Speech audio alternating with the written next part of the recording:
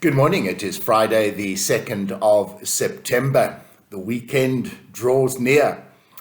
Again, turning to the book of Job. Job chapter 19, we read pretty much the entire chapter. We jumped chapter 18 because that is the friend of Job speaking.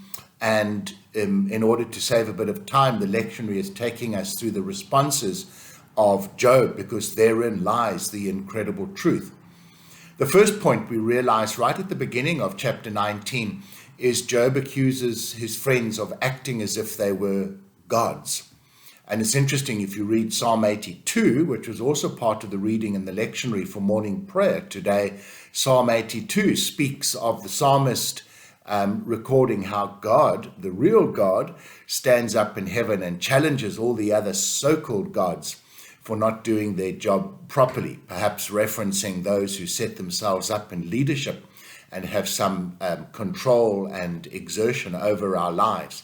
And certainly here, Job is challenging his friends and saying to them, you act as if you're gods. You're actually being arrogant and judgmental of me, as if you have the final, complete, utter understanding of what's going on. And Job is saying to them, but quite obviously you don't.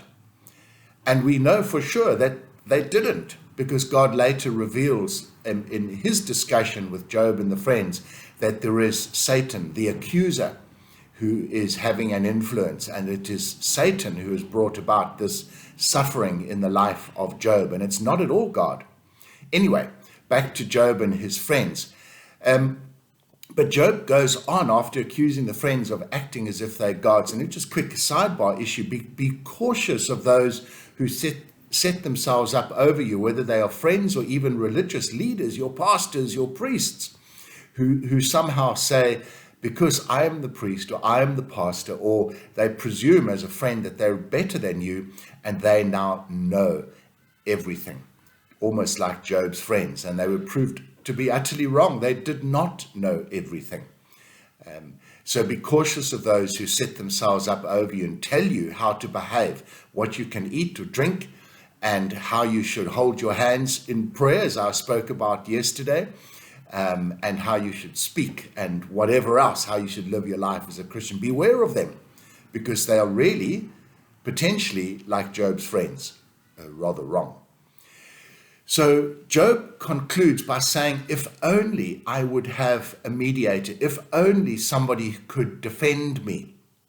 And he admits to saying that he believes utterly, completely in God. He believes in God as a God of justice, a God who will bring about revenge for those who do the wrong things, but he is also a friend. And so Job is saying, I know I'm not perfect, but I certainly know also that I'm not as bad or wrong as the suffering would seem to indicate.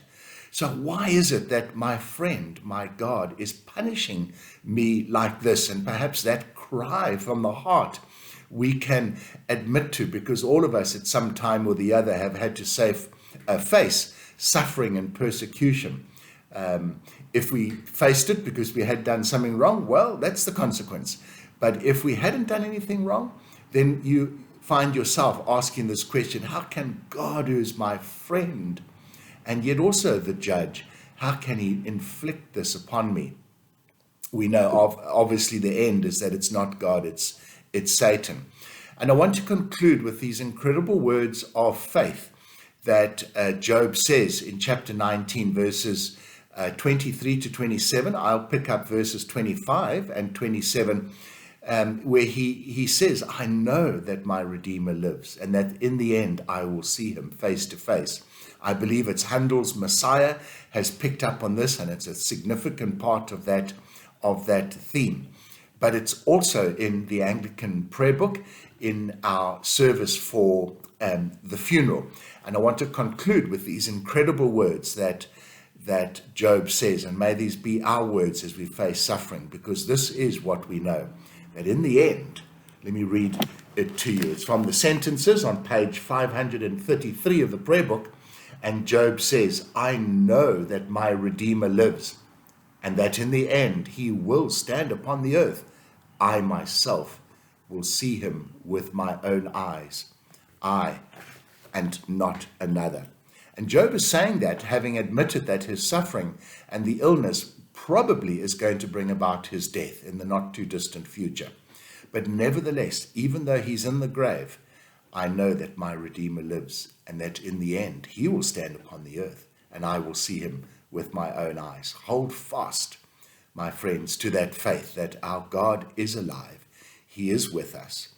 And sometimes Satan will do his everything to make us suffer. And we may even suffer. But our God will redeem us. And one day we will see our God. Folks, have a wonderful weekend, and we'll chat again next week. God bless.